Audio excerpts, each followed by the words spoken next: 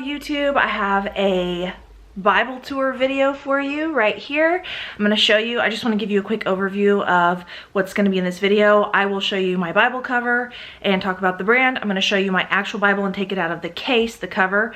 And then it's actually on sale right now, so I wanted to let you guys know that because I got mine for $39.99, but you can get it for $26 right now. I'm going to show you the way I decorated the inside covers in the front and back of my Bible, and then I'll do a flip through. I'll show you some of my blank portions of my Bible where I don't have a lot of notes, and then I'll show you Psalms, Proverbs, and then Matthew, because if you're new to my channel, hey, I'm Anna, and I post a lot of Bible study and Christian content videos. I'm hosting a Bible reading plan this year called Read with Anna. I've done it every year for the past, I think, 4 years. And right now we're in Matthew, but we're reading through the entire New Testament this year. So I just wanted to focus in, because it's when I'm filming this, it's the end of January.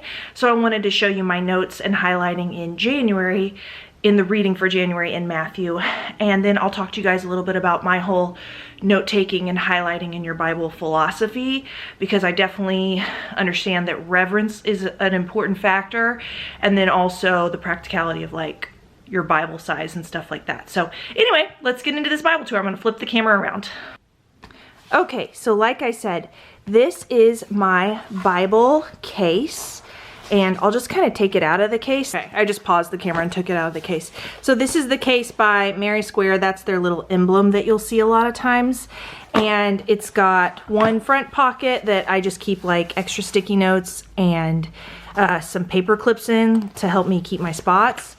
And then it's got the inside flap where you slide your Bible cover. This is my Bible. One of the reasons it's in a case is because I did something really silly and laid down my coffee mug. I had a newborn at the time and laid down my coffee mug on top of my Bible, which was a horrible decision, and it stained it. But this is, it's an NLT Reflections Bible, and you can see the wear and tear. It's published by Tyndale. And like I said, it's on sale right now for $26.49. And I'll link it in the description box below this video. But it is, normally I got it for $39.99 like years ago. And this is usually a white cover, but I had some wrapping paper that I really liked, some little remnants. And so I cut it out to fit. And I wrote a passage from Ecclesiastes in the negative space of the wrapping paper. I made a video on my channel where yellow, just standard Sharpie highlighter. And this is by the Paper Studio. It's a pen from Hobby Lobby. The brand is Paper Studio. And it used to say New Mercies, I believe, but I've used it so much that it's worn off. But this is a nice ink to write with. My brother and sister-in-law gave me birthday money 3 years ago, and I got this Bible. So let's just go over kind of a flip through of some of the blank spaces. So I do New Living Translation is my favorite translation of the Bible to read from. It's very readable, easy to understand. There are more literal translations. This does a pretty good job of balancing literal translation and readability. So New American Standard or that kind of a translation would be a lot more literal, but this one is my personal favorite. It has been since I was about 19 years old, and I'm almost 32 now. So it gives you, I'm just going to show you some of the inside content here. And the thing I really like about this Bible is the wide margins. I love, if you can see, there's a very faint, yeah, you can see there, very faint little dotted gray line. My fingers are in need of a manicure, but just to help you kind of keep your writing straight if you want to take notes in the margins. And I used a different Bible when I hosted the Bible reading plan 2 summers ago, where we read a lot of the scripture. I used a different Bible. I had a She Reads Truth Bible, which I do enjoy it, but there's not as much room for note-taking, and it's got a lot of commentary and notes in it, and I don't 100% love all the commentary. And then also Some of it's really good, but some of it's just kind of and it's just taking up space and making it a huge Bible. And then the other thing is it's the CSB translation, Christian Standard Bible, which is what my pastor uses at church. So I do take my She Reads Truth Bible to church, but I prefer to read for my own devotional time out of the New Living Translation. So you can see there's a lot of areas of this Bible that I haven't read through and taken notes in. But then once you get to, I'll just give you a brief overview of once we get to Psalms, I have a lot more like notes. And so, like I said, at the end, I'll kind of talk about, but now it's more of where I write down notes of things that I've studied from other sources and other scriptures that compare. Like this is Psalm 25, and it was a scripture as we were making our way through the book of Matthew for our Bible reading plan this year in 2020. This was a part of the Read with Anna plan. This part in Psalms reminded me of what we were reading in Matthew, and so I put some notes in here. I guess as I'm flipping through here, I'll just talk to you guys. I know some people find it irreverent to take notes. I don't personally. I think it's a personal conviction. Because when I'm taking notes, I'm not just doing it to make my Bible, obviously, I'm not just doing it so that my Bible looks cool. I'm doing it because there's something in here that I really want to understand or remember when I flip back through. And I read the book of the book of Psalms cyclically, which means I do it over. Obviously, you guys know, I do it over and over and over and over, and I have for years and years and years. For example, and this is a scripture God's been speaking to me about a lot lately. Psalm 56, see 12th January 2020. And I want to remember this portion of scripture in correspondence to the date because of the season of life I'm in and the parts that the Holy Spirit was really emphasizing to me. And so this is just one of the reasons I take notes, because the Word of God is infallible, it's written, it's perfect, but then the Holy Spirit is showing me things. And I will honestly say that sometimes I look back on the notes in my Bibles from when I'm younger and I'm like, wow, that note just shows that I was immature or I didn't have a full understanding of that passage. And anyway, so sometimes if I'm unsure about something, I will use a sticky note over here. You can see that.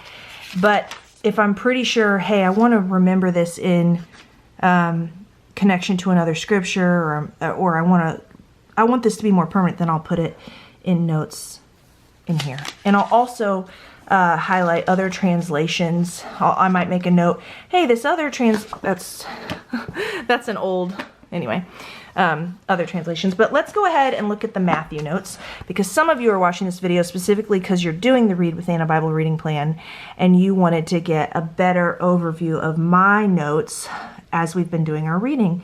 Because when you're watching this, we will have just finished up the Gospel of Matthew, and we are starting, so I haven't highlighted. I have read, but I need to finish my highlighting. This is the, let's see here, get a highlighter so I don't totally lose my spot.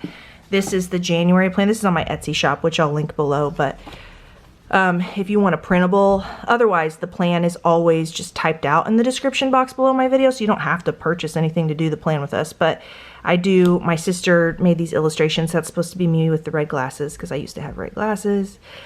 And it's got the calendar on the front, reading on the back. And you can see you're watching this on February 1st, and we have finished up the Gospel of Matthew, and we're moving on to February. So I have all these little calendars, like I said, on my Etsy shop. But so I've shown you this page a lot in my other videos, but I had a question about the genealogy. This genealogy is missing some linking members. Why? So I did some research and I took some notes. I also went through myself and read through all these passages in Kings and Chronicles. And there was one passage that really stood out to me right here that I wrote at the top, and I believe it was from 2 Chronicles 21. Yeah, so I wrote that out at the top and highlighted the part that I really felt like applied to Matthew chapter 1. And I wrote down just some of the things that were going through my mind that I found. Anyway, this is I'm just going to kind of give you guys, you can pause the video whenever you need. I'm trying to make this to where it stays in focus. I kind of regret doing this in such big lettering here because now that I'll get into my philosophy. Now I'm doing a thing where I'm more so using sticky notes and just scrap paper and stuff to, I'm sorry this camera, this video is a little bouncy. I'm going to try to be more aware of how much I am moving my camera for the rest of the video on out. Hopefully you're not getting dizzy. Okay, so one of the things I like to do is do word studies using Strong's Concordance on Bible Hub. And so I will make lists, and that's just a scrap paper right there. But I will make lists and I'll have notes on all that stuff. And then if I'm thinking of ideas, because I do video devotionals that correspond with the reading.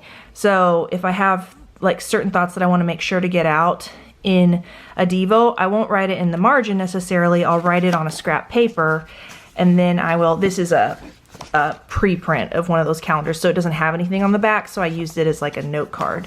And then this is like an envelope that I had messed up for shipping out, so it's I just took some scratch notes on it. I wrote some scriptures out that I was needing. And then over here, so I'm doing more of this informal note taking on paper and note cards, and then when I really have a thought crystallized, quote unquote, I might consider putting it in my margins. Obviously I didn't do that here, but I don't regret it where I'm like, man, I wish I hadn't done that, but I think it was a waste of space for note taking. So here's where I more so am doing more careful notes. I've already thought this through, and I wanted to make sure to put it in next to a specific passage. For example, Romans 14:17, joy, chara in Greek, Strong's 54:79. I put calm delight, joy, gladness. I put this in here because it definitely corresponded to a scripture over here. So kind of my note-taking and highlighting style. That's one of the reasons I love this New Living Translations Bible. Specific one. It is turquoise. I know that's a wild and bold color, but it has such wide margins. You can get a case. You don't have to have the turquoise showing all the time, or you could just cover it in fabric. That's what I did with one of my last Bibles. Here's in the New Testament, law can have 3 separate meanings. I found this article by John Piper.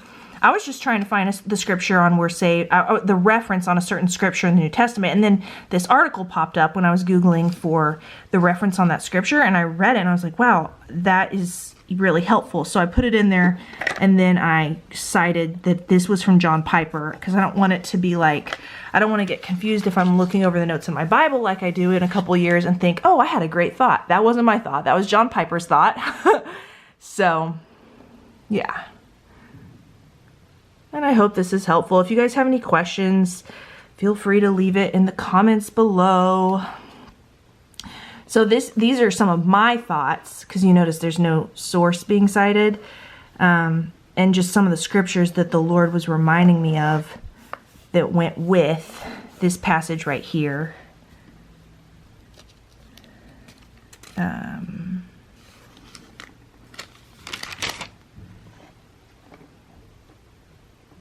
And some of these ideas, you know, I have put in here because I wanted to do a devotional on it, but then I only post one devotional on YouTube and then one on my Patreon a week for the series, because I have obviously a toddler, a 2-year-old. She's just turned 2, and I'm 8 months pregnant next week, so I'm almost 8 months pregnant, and I just don't have time to do more than 2 a week. But man, someday I would love to write a book on following Jesus through the New Testament and just on all that kind of good stuff. See, this is from a long time ago when I was working on the Continue devotional in 2017. And you see, I don't feel compelled to fill up every margin.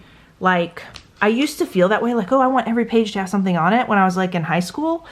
If I don't feel like the Lord's showing me something, or I don't have an important note to make, I'm not going to just make a note for the sake of making a note. And you will see that closer to the end. So the way I host the Bible reading plan is we have an anchor scripture, which is Psalm 119:35, which says, "Make me walk along the path of your commands, for that is where my happiness is found." It's also listed on the plan right here. And then within this anchor scripture, that's kind of the filter and the lens that we are reading through the New Testament with in 2020. And with that being said, I really broke down that verse. I used Strong's Concordance and like studying the original Hebrew on it, and I was looking for kind of clusters of words or themes to be reading for. And so I found 3 clusters of words that we are looking for. My husband, he's on his lunch break, and he had taken my daughter out for a walk so I could film this video. So if you hear crying, they just got in and apparently something happened. I'll show you the cluster of words here in just a minute.